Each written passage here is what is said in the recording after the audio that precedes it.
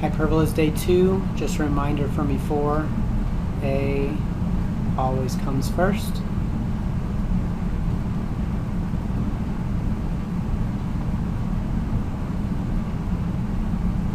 Okay, as the usual format, we are going to find our equations through the use of completing the square. You're going to have to be very careful today because with the hyperbola you're going to have a negative, and we're going to have to factor out that negative every time, or else your problems are always going to be off by the value versus addition or subtraction, and you'll see that very quickly as we get through this problem. So the positive variable is the first variable that you write, although it's not necessary, it just looks better from an equation standpoint when we do put this in standard form. I'm going to go ahead and move that to the other side. Okay, now remember, it's always critical for you to factor out. You got to factor out the value that's in front of each of your squared terms, the coefficient in front of your squared terms, if it is not equal to 1. So the y squared term is fine. So it's going to be y squared minus 14y plus 14 over 2 squared. And there's your first completed square. Now the important part here is that I'm factoring a negative out of this group of numbers. This is the part you're going to make a mistake on if you're not careful. So that means it's minus positive x squared plus 18x plus 18 over 2 squared. Alright, now that means that the value that I'm going to use to balance will be 36 plus 14 over 2 squared minus, because I've got this value that I added and this weight right here, this weight of -1, minus 18 over 2 squared. So when I simplify all this, I get y minus 7 squared minus x plus 9 squared equals 4. I'm going to divide out 4 throughout my entire equation, and that gives me my familiar standard form of my hyperbola.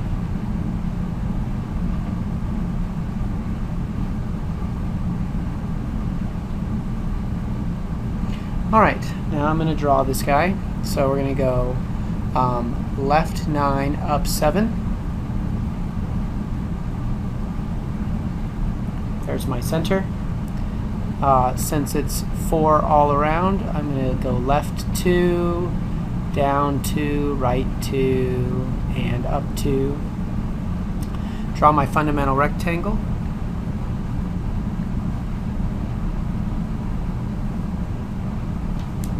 Use that to sketch my asymptotes.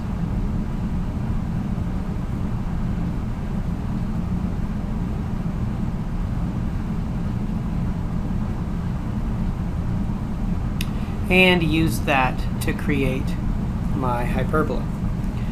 Y comes first. That means it's going to be a vertical transverse axis here and here.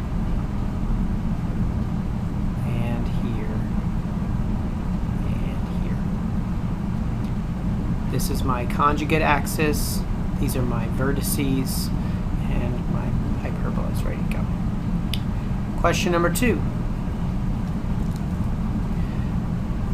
Y squared is positive, so I'm going to go ahead and write that first.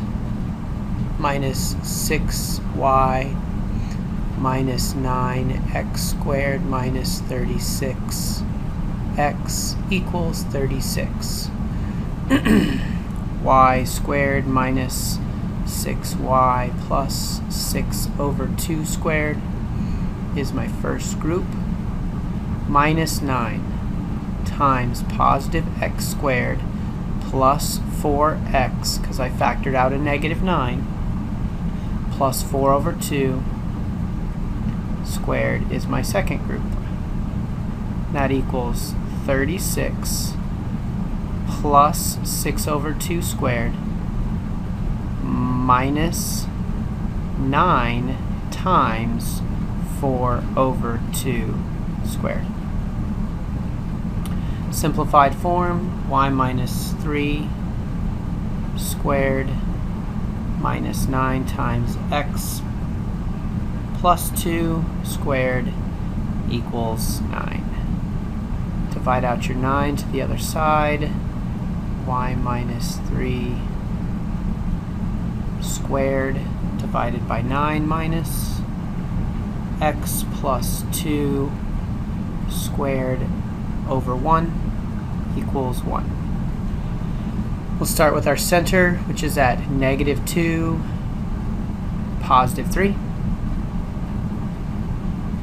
We will go up and down 3 units because that value of 9 is underneath the y. So we're going to go 1, 2, 3, 1, 2, 3, left and right, 1. Draw my fundamental rectangle. And from that, sketch my asymptotes.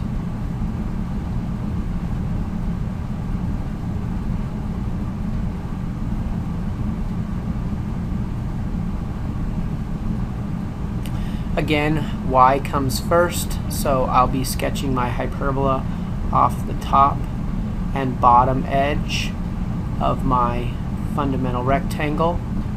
This is a vertical transverse axis. There's my conjugate axis. Remember, the slope of your asymptotes is found by using rise over run, so the slope is up 3 over 1 or down 3 over 1. So I've got a positive or -3 on the slope of my asymptotes. Alright, question number 3 and question number 4. More practice, but without the graphing. We'll do number 3 together. You guys will complete number 4 on your own and bring that back to class to discuss your solutions with your group mates tomorrow. This time the x squared term is positive, so we'll begin with that. That means that this is going to be a horizontal transverse axis because the y value will come second. Alright, so that's going to give me 4 times x squared plus 8x plus 8 over 2, excuse me,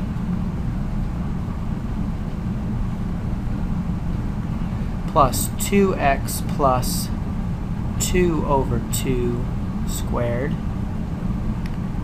minus 9 times positive y squared plus 6y plus 6 over 2 squared, and that's my second group. Remember, I factored out a -9 from the entire group. That is why the 6 became positive. 113 plus 4 times 2 over 2 squared minus, remember we got our -9 here, that's the weight, 6 over 2 squared there. Simplifying this down, I get 4x minus 1 squared minus 9 times y plus 3 squared equals 36. Divide out 36 to both sides, and the final answer in standard form is x minus 1 squared minus y plus 3 squared equals 1, and this one's over 4 and this one's over 9. Your center of your hyperbola is located at 1, -3. The value of A on your transverse axis is 3. The value of B on your transverse axis is 2. And if you add those two together, you get 13. Therefore, the value of your focus is going to be, or the length from the center to your focus is the square root of 13. Like I said, be prepared to share question number 4 tomorrow in class. Question number 5. We're going to write the general form of the equation of this hyperbola, and that means now we're working backwards. Okay? So, place where we want to start with this is at the center 0, 0. Standard form is x squared plus y squared equals 1. The major vertices, that is the value of A. The minor vertices, that is the value of B. So I'll go ahead and put my major vertex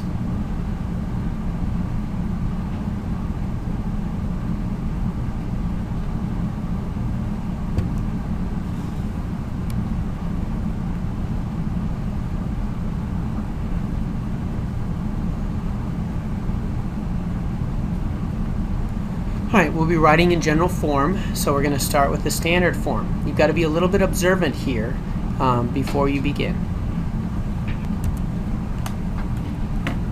Because this value on the major axis is in the y plane, the y value, that means that the major vertices A are going to be underneath the y value of your hyperbola.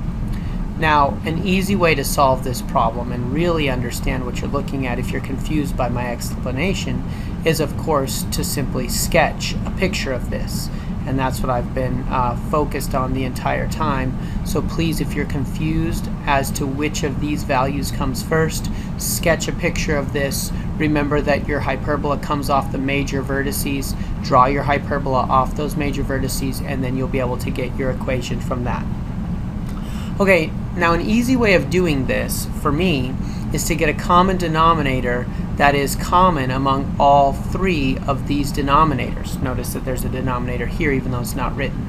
So my common denominator, if I multiply it all the way through, will eliminate each one of the denominators that are currently there. This is a very useful way of solving rationals, and rationals are coming up very soon, so that is the reason why I chose to use this as my method for simplifying this into general form. We'll talk more about this tomorrow, so if you have any questions, please do not hesitate to ask. So if you'll notice, out of my common denominator here, the 9's cancel, which gives me 25y squared. This common denominator, the 25's cancel, which is negative 9x squared. And then here, neither of them do, so that means that I multiply them together to give me 225. The last step to place this in general form is to move the 225 to the other side of the equation. 25y squared minus 9x squared minus 225 equals 0 is the general form of the hyperbola in question number 5. Alright, again, you want to sketch a drawing of this to see what you're looking at so that you understand which of these two it is. But again, the y is going to come first. It's y minus 2 squared minus x plus 5 squared, and that's going to equal 1. The length of my major axis is that distance right there, and that distance